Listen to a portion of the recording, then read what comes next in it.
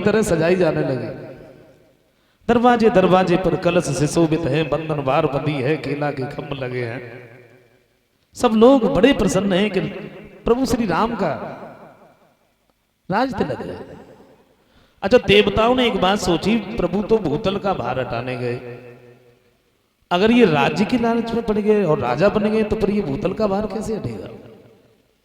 कैकेयी की जो दासी थी मंथरा, सरस्वती मां की वंदना करके उसकी बुद्धि बदल दी, और मंथरा जो थी बालों को बिखेर करके ये वहां से कैकेयी के नजदीक पहुंची है। और कैकेयी ने देखा तो पूछ लिया, दासी क्या हुआ, बालों को बिखेर करके तू यहां कैसे आई। तो बोली, देखो तो सही, घर घर में है धूम और राज तिलक है राम को, तुम्हें नहीं मालूम। बोले, राम का राज तिलक है। कैकेयी ने जब ये सुना कि राम का राज तिलक है तो बड़ी प्रसन्न हुई, अपने गर्दन से हार उतार करके दे दिया, दासी राम का राज तिलक है तो तूने ये आके हमें खबर सुनाई, मैं बड़ी प्रसन्न हूं। हार दिया, लेकिन वो दासी पीछे हट गई। क्या हुआ? बोली, तुम हार किसे दिखा रही हो, तुम्हारी तो चारों तरफ से हार ही हार है, ये क्या कह रही है। बोले, हाँ, महाराज ने तुम्हारे साथ में बहुत बड़ा छल किया, तुम्हारे बेटा भरत को ननिहाल में भेज दिया और राम का राज तिलक कर रहे। कैकेयी कहती है, दासी ये क्या कह रही थी, तेरी जुबान पर ये शब्द आया कैसे। तुझे नहीं मालूम है, जैसा मेरे लिए भरत है वैसा ही मेरे लिए राम है, ये दोनों मेरी आंखें। एक बात सुन ले,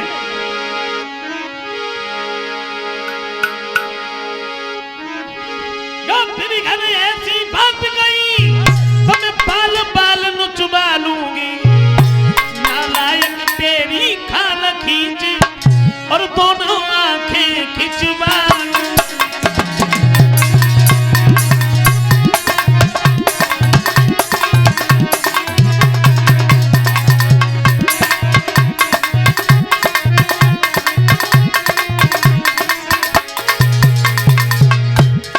कैकेयी कहती है, दोबारा अगर ऐसी बात कही कि जैसा मेरे लिए भरत है वैसा ही राम है, नालायक तेरी खाल खींच दोनों आंखें खिंचवा।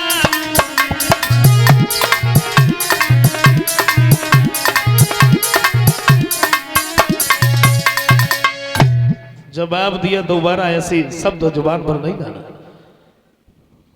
दासी कहने लगी, तुम्हें हो क्या गया, जरा सोचो तो सही, मैं तुम्हारे भले की कह रही। कोई नृप होए हमें कहानी और चेरी छोड़ न होए और रानी। चाहे राम राजा बने चाहे भरत राजा बने, हमें कोई रानी नहीं बना लेगा, हमें तो दासी बन के ही रहना है।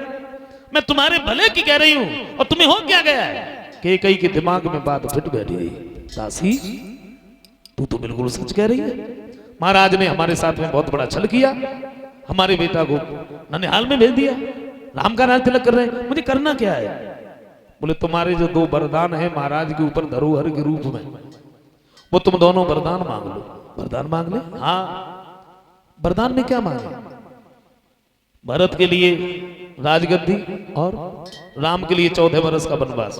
कैकेयी कहती है, दासी ये क्या कर रही, राम कोई अपराधी तो है नहीं, 2-4 वर्ष तो ठीक है, 14 तो बहुत हो जाएगा। बोले, नहीं, मैंने जो कहा है बस उसी बात को करना। और एक बार सुन लो, वरदान मांगने से पहले महाराज दशरथ को राम की कसम खिलवा लेना। चली वहां से मंथरा उलटो जादू डाल, इत कोप भवन में कैकेयी लगी बिछाने जाल। मंथरा तो बात चली गई, कोप भवन में कैकेयी जाके लेट गए। कोप भवन, कोप भवन किसे कहते थे, पहले के जो राजा महाराजा थे एक अलग महल बनवा देते थे। अगर कोई क्रोध में होता था, कोई गुस्सा होता था तो उसमें जाके लेट जाता था, तो मालूम पड़ जाता ये क्रोध में है।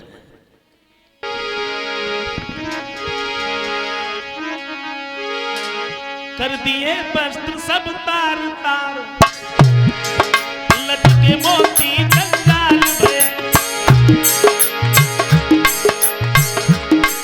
सारी सरगी सारे सन से भूचाल श्वास की चाल भरे।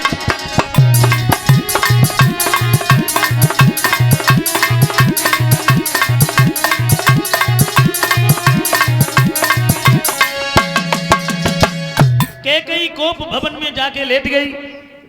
महाराज दशरथ जब शाम को आए तो फूले फूले शाम को आए दशरथ राव। शाम को जब आए और जब महलों में केकई को नहीं देखा तो कोप भवन में पहुंच गए। जवाब दिया केकई तुम यहाँ कोप भवन में क्यों लेटी हो? केकई कहती है महाराज आप हमारे पास में क्यों आए? तो मैं कौन तुम्हारी होती हूं और क्यों हमें सताने आए हो?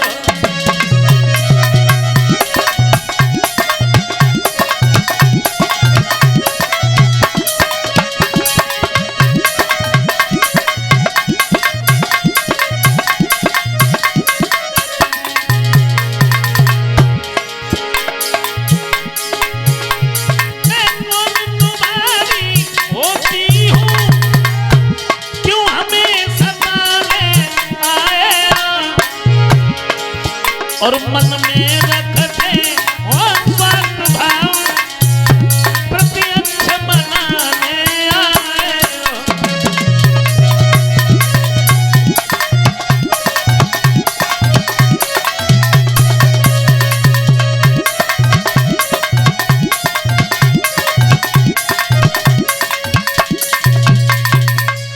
महाराज दशरथ कहते हैं केकई तुम्हें हो क्या गया? ये आज बैकी बैकी सी बातें क्यों कर रहे हो? बात क्या है तुम हमें बताओ। बोले महाराज हमारे दो वरदान हैं आपके ऊपर धरोहर के रूप में, आज हम वो दोनों वरदान मांगे।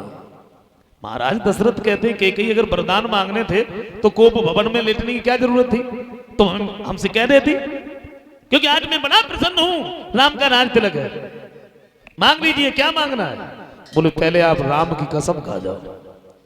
और महाराज दशरथ ने जब ये सुना कि राम की कसम खा जाओ तो दिमाग में एक बात गूंजी, जब पत्नी को ही पति के बात पर विश्वास न हो तो समझ लेना चाहिए कि दुख की पहली सीढ़ी पर मैंने अपना पैर रख दिया।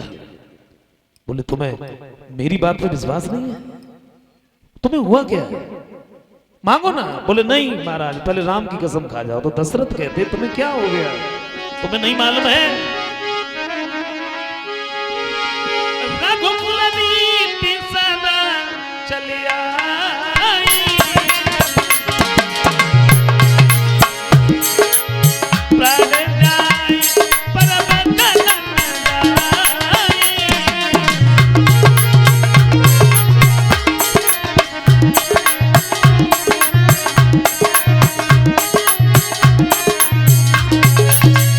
जवाब दिया केकई तुम हमसे मांगो क्या मांगना है? केकई जब अपनी जिद पर अड़ गई तो श्री राम की कसम खाई।